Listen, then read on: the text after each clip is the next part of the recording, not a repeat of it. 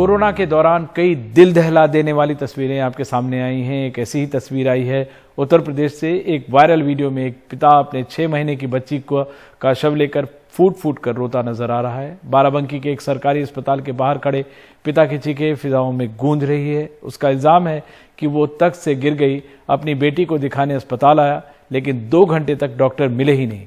आखिरकार इलाज न मिलने से उसकी बच्ची की मौत हो गई।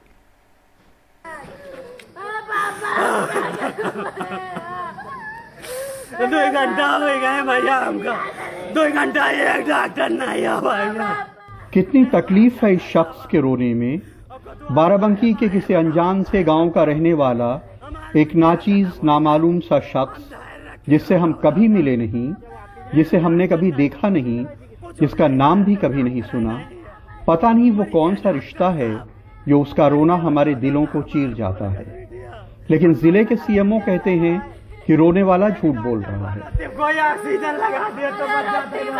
इमरजेंसी ड्यूटी पर तैनात चिकित्सक डॉक्टर अनिल श्रीवास्तव व उपस्थित पैरामेडिकल स्टाफ द्वारा उक्त बच्चे का परीक्षण किया गया। परीक्षण उपरांत यह पाया गया कि बच्चा मृत लाया गया है, जो कि चिकित्सालय पर मृत अवस्था में ब्रॉड डेड की अवस्था में लाया गया था।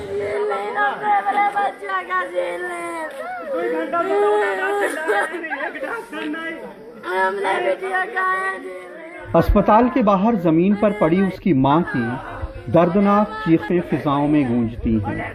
ये वे लोग हैं जो हाकिमों की दुनिया से हजारों प्रकाश वर्ष दूर अपनी गुर्बत और महरूमियों में जिंदा हैं। बच्ची की मौत और उसके माँ बाप की यह हालत देख कुछ लोगों ने पुलिस को इत्तला कर दिया। पुलिस ने यह रोना पीटना देखकर कहा कि जो शिकायत है उसकी तहरीर दो और ये ड्रामा बंद करो। हमारी बिटिया खत्म हो गया, ड्रामा साहब कह रहे हैं, ड्रामा कह रहे हैं। कैसे गए? डॉक्टर नहीं पे नहीं है भाई कब मरी गए?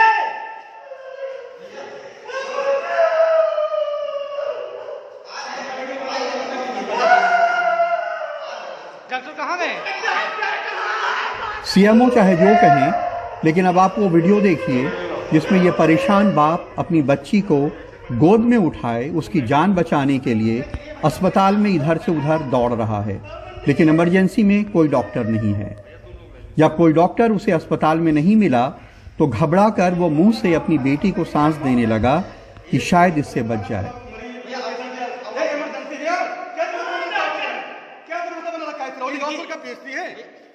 पिता संदीप शुक्ला ने पुलिस को दी अपनी तहरीर में लिखा है कि मेरी 6 महीने की बच्ची तख्त से गिरकर जख्मी हो गई थी। मैं घंटों अपनी बेटी के इलाज के लिए डॉक्टरों को इधर उधर ढूंढता अस्पताल में भटकता रहा, लेकिन कोई नहीं मिला। थक हार कर अस्पताल के सीएमएस डॉक्टर आरबी राम को कई बार फोन किया, लेकिन उन्होंने नहीं उठाया। इलाज ना मिलने पे मेरी बेटी की अस्पताल परिसर में मौत हो गई। इसके जिम्मेदार लोगों पर कार्रवाई की जाए। अब इस रोने वाले पिता और सीएमओ साहब दोनों में से झूठ कौन बोल रहा है, ये तो किसी निष्पक्ष जांच से पता चल सकता है। लेकिन क्या आपको लगता है कि ये शख्स जिसकी बेटी मर गई है वो एक्टिंग कर रहा है? बाराबंकी में सरफराज वारसी और राजेश गुप्ता के साथ कमाल खान, एनडीटीवी इंडिया। मध्य प्रदेश सरकार ने ऐलान किया है कि जिन लोगों का कोरोना की दूसरी लहर में जिनकी मौत हुई है, उनके परिजनों को 1-1 लाख रुपए की मदद की राशि दी जाएगी। बच्चों की पढ़ाई मुफ्त होगी, साथ ही हर महीने 5-5 हजार रुपए दिए जाएंगे। लेकिन बड़ा सवाल यह है कि सरकारी के आंकड़ों और विश्राम घाट और कब्रिस्तान के आंकड़ों में बड़ा अंतर है। देखते हैं हमारे सहयोगी अनुराग द्वारी की ये रिपोर्ट। 10वीं में पढ़ने वाले हनुशीष के पिता गिरीश की मौत 18 अप्रैल को भोपाल में एक निजी अस्पताल में हो गई। सरकारी पीजी कॉलेज में असिस्टेंट प्रोफेसर मां दिव्या भी कोरोना की वजह से अगले दिन बैतूल में चल बसी। हनुशीष खुद भी संक्रमित हुए, ठीक हुए तो चाचा के साथ मृत्यु प्रमाण पत्र के लिए भटके। भोपाल म्युनिसिपल कॉरपोरेशन की तरफ से जो प्रमाण पत्र दिया गया उसमें मौत की वजह का जिक्र नहीं किया गया। अब हनुशीष के पास ये साबित करने के लिए कुछ भी नहीं है कि उसके माता पिता की मौत कोविड से हुई है। हॉस्पिटल के द्वारा हमें जो सर्टिफिकेट मिला उसमें हमें कोविड पॉजिटिव बताया गया। हमने उनका अंतिम संस्कार भदभदा विश्राम घाट में किया कोरोना प्रोटोकॉल के तहत। वहाँ का जो सर्टिफिकेट मिला वहाँ पर भी उनका कारण कोरोना ही बताया गया।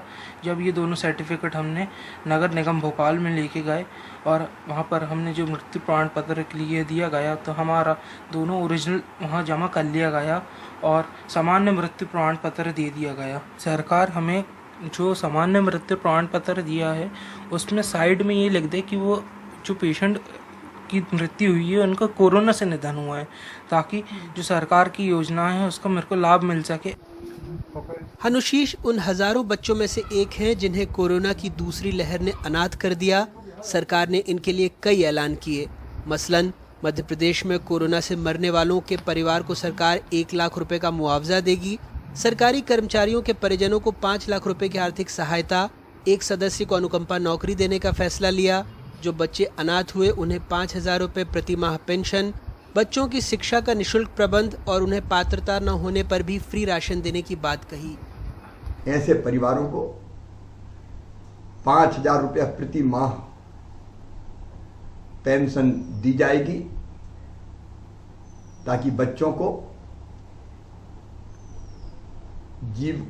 जीवन यापन के लिए परेशान ना होना पड़े। ऐसे सभी बच्चों के शिक्षा का निःशुल्क प्रबंध किया जाएगा ताकि वो अपनी पढ़ाई लिखाई जारी रख सके। पात्रता ना होने के बावजूद भी ऐसे परिवार को फ्री राशन दिया जाएगा ताकि भोजन का इंतजाम हो सके। और अगर इन परिवार में कोई सदस्य ऐसा है या पति नहीं रहे तो हमारी बहन कोई उनकी पत्नी ऐसी है कि जो काम धंधा करना चाहे तो उनको सरकार की गारंटी पर बिना ब्याज का ऋण काम धंधे के लिए उपलब्ध करवाया जाएगा। लेकिन मृत्यु प्रमाण पत्र के अलावा भी सरकार के दर्जनों ऐलान पर कई सवाल हैं। मुकेश खरे की पत्नी प्रीति खरे भोपाल के हुजूर तहसील में पटवारी थी। कभी नाके पर चेकिंग तो कभी गांव में कोरोना जांच में लगी रहीं। ड्यूटी निभाते हुए नवंबर में संक्रमित हुई। इलाज में 8 से 9 लाख रुपए खर्च हो गए। तन मन धन से टूट गए, लेकिन सरकार की कोरोना योद्धाओं के लिए चलाई गई योजना में कोई लाभ नहीं मिला। मृत्यु प्रमाण पत्र में भी कोरोना नहीं लिखा है। गांव गई थी वहां पे डॉक्टरों की टीम लेके और वहीं पे इनको कोरोना से पीड़ित हुई। 10 नवंबर को कोरोना पॉजिटिव हुई। हालत ख़राब होने पे हमने इनको जेके हॉस्पिटल में 12 नवंबर को एडमिट करा था। तो लंबा इलाज चला, वेंटिलेटर पे रहीं करीब 17 दिन लगभग, और 1 तारीख को इनकी डेथ हो गई थी। उस समय सभी हमारे जितने भी कलेक्टर वगैरह साहब थे उन सब ने काफ़ी सहयोग करा और वो इवन हमारे घर पे भी आए थे, सबको सहयोग करा था। अब बात हुई थी कोरोना योद्धा योजना की, तो कोरोना योद्धा योजना के लिए हमने काफ़ी कोशिश करी। कलेक्टर साहब ने भी एक आवेदन हमने दिया था, वो शासन को भेजा पर वो शासन से निरस्त हो गया। सभी जगह मैंने संपर्क करा, मंत्री जी के यहाँ भी संपर्क करा, राजस्व मंत्री के यहाँ, मुख्यमंत्री जी के यहाँ भी संपर्क करा, सभी जगह आवेदन दिए हैं। पर उनका ये कहना है कि ये योजना 30 अक्टूबर को ख़त्म हो गई थी, इसलिए आपकी जो डेथ हुई है वो 1 दिसंबर को हुई है, इसलिए आपको इस योजना का लाभ नहीं दिया जाएगा। तो मूल सर्टिफिकेट उन्होंने जमा करा लिया और उसके बाद जब उन्होंने मुझे सर्टिफिकेट दिया तो उसमें कहीं से भी कोरोना लिखा हुआ का प्रावधान नहीं था। सरकार से जब हमने सवाल पूछा तो उसने कहा योजना मार्च के बाद बनी है। उसका ये भी कहना है कि मृत्यु का कारण कोरोना लिख रहे हैं। जिनकी कोरोना से मृत्यु हो रही है उनकी कॉज ऑफ डेथ में कोरोना ही लिखा रहा है। तो ये योजना जो नई बनी है ये मार्च के बाद की जिनकी मृत्यु हुई उनके लिए। काश मंत्री जी ये सर्टिफिकेट देख लेते। बहरहाल कोरोना से मध्य प्रदेश में अब तक सरकारी रिकॉर्ड में 8,019 मौतें दर्ज हुई हैं, जबकि हकीकत यह है कि अकेले दूसरी लहर में सिर्फ 1 जिले यानी राजधानी भोपाल के विश्राम घाट और कब्रिस्तानों में सिर्फ 15 मई तक 4,065 मौतें दर्ज हुई हैं। इनका अंतिम संस्कार कोविड नियमों के तहत किया गया है। इसे अब आप सरकारी नियम में विसंगति कहें या आंकड़े छिपाने का तरीका, सरकारी अस्पतालों में मृत्यु होने पर जो प्रमाण पत्र जारी हो रहे हैं उनमें टिप्पणी वाले कॉलम में बाकायदा कोविड पॉजिटिव लिखा जा रहा है, लेकिन निजी अस्पतालों में हो रही कोविड मौत के बाद जो प्रमाण पत्र नगर निगम दे रहा है उस पर मौत के कारण वाला कॉलम खाली है, जबकि निजी अस्पताल अपने डेथ सर्टिफिकेट में कोरोना से मौत लिखकर दे रहे हैं।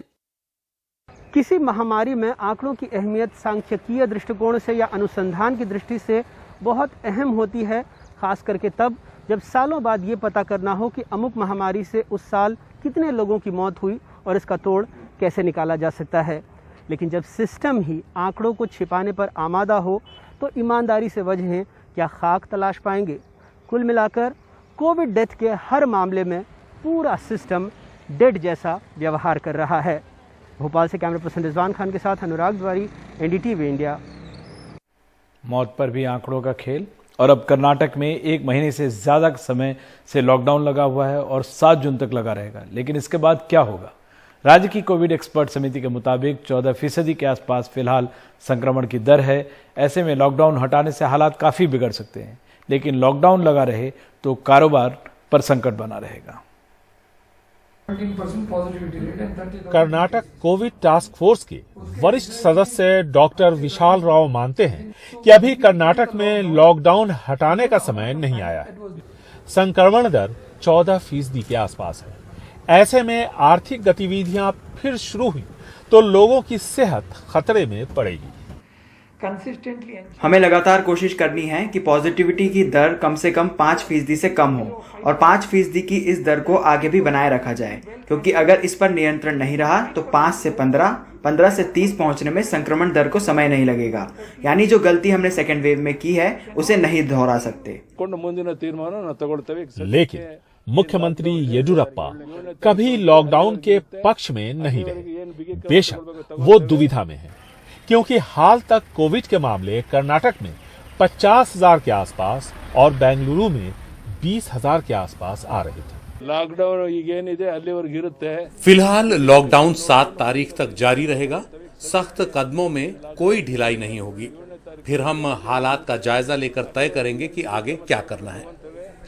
एक्सपर्ट समिति चाहती है कि टीकाकरण और तेज किया जाए ताकि संक्रमण की रफ्तार कम हो सके। फिलहाल 1,34,00,000 के आसपास टीके यहां लगाए गए हैं, यानी 1/4 के आसपास। बड़ी आबादी को टीका लगना बाकी है। ये दुकानें और बाजार अगर अभी खोल दी जाएं तो यहां हालात और बिगड़ सकते हैं, ऐसा मानना है टेक्निकल एडवाइजरी कमेटी का। क्योंकि लॉकडाउन के वक्त संक्रमण की दर 14% के आसपास थी और आज भी इसी के आसपास है। ऐसे में विशेषज्ञों का मानना है कि जब तक टीकाकरण पूरे राज्य में रफ्तार न पकड़ ले, तब तक यहाँ पे लॉकडाउन में ढील देना खतरनाक साबित हो सकता है।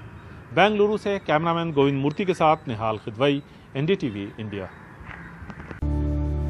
एक तरफ वैक्सीन की कमी को लेकर परेशानी है तो दूसरी तरफ राजस्थान में वैक्सीन की बर्बादी को लेकर अब बवाल खड़ा हो गया है।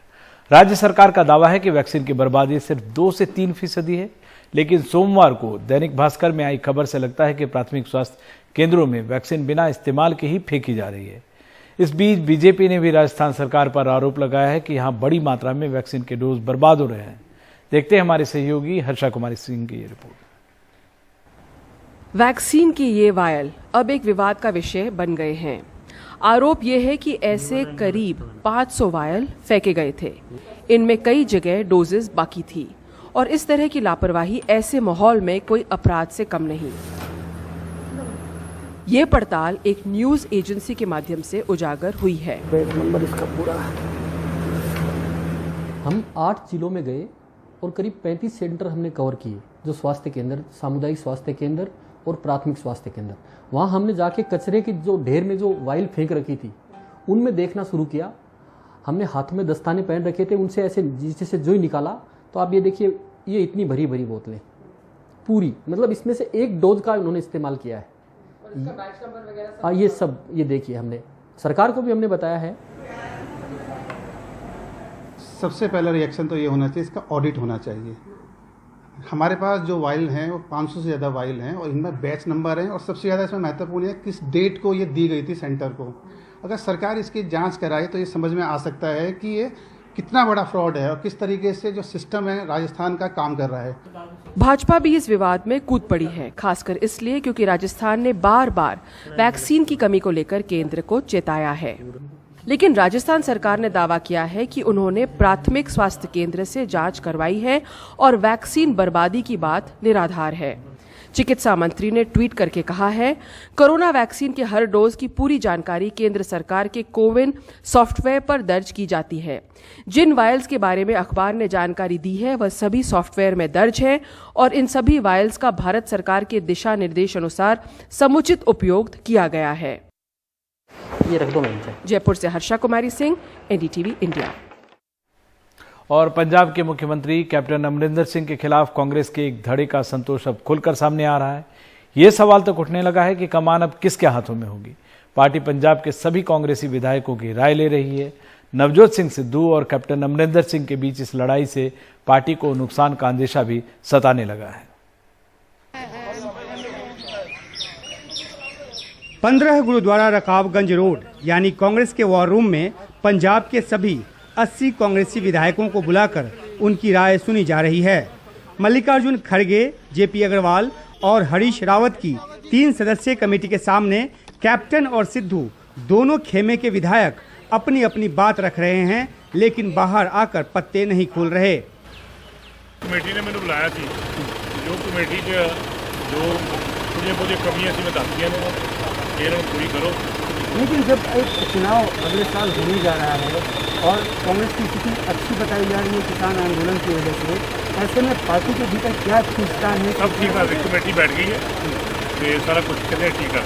तब लेकिन कमेटी बैठने के पीछे जो झंझट है, तभी तो कमेटी बैठी, तो क्या अब ठीक हो जाएगा? करें ठीक हो जाएगा।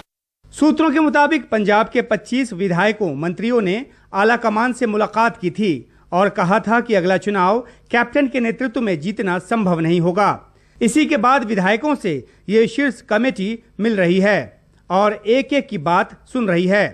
सिद्धू प्रदेश कांग्रेस अध्यक्ष की कमान चाहते हैं, लेकिन पिछले चुनाव में पार्टी को जीत दिलाने वाले कैप्टन सिद्धू को चुनौती और चेतावनी दोनों दे चुके हैं। पार्टी बैठती है तो मंथन किया जाता है। अभी मीटिंग चालू हुई है, अभी 3-4 दिन मीटिंग चलेंगी, सारों की राय लेके उसके बाद में मंथन करके एक सॉलिड प्रोग्राम। उन सारे एमएलए से मिलने में 3 दिन लग जाएंगे, तो अभी उनसे मिलेंगे, उसके बाद एमपी से बात होगी, उसके बाद में जो हमारे सीनियर लीडर्स हैं, पुराने पीसीसी प्रधान वगैरह हैं, उन सारों से यहाँ बैठ के बातचीत होगी। फ्रंटल ऑर्गेनाइजेशंस हैं, यूथ कांग्रेस के हैं, एनएसयूआई के लीडर्स जो हैं, महिला कांग्रेस है, उन सारों से बात करके। सिद्धू खेमे को भरोसा है कि राहुल गांधी उनकी मांग को सुनेंगे, जबकि कैप्टन की वरिष्ठता उनको मजबूत करती है। पंजाब में 2022 में चुनाव है, इसलिए प्रदेश संगठन में जल्द बड़ा फेरबदल होना है। किसान आंदोलन की वजह से पंजाब में कांग्रेस को एक बार फिर अपनी चुनावी फसल लहलहाती दिख रही है, लेकिन जिस तरह से पार्टी के अंदर गुटबाजी और आपसी खींचतान है, उससे ये आशंका भी है कि कहीं कोई और चिड़ियाँ खेत न चुग जाए। दिल्ली में उमाशंकर सिंह, एनडीटीवी इंडिया।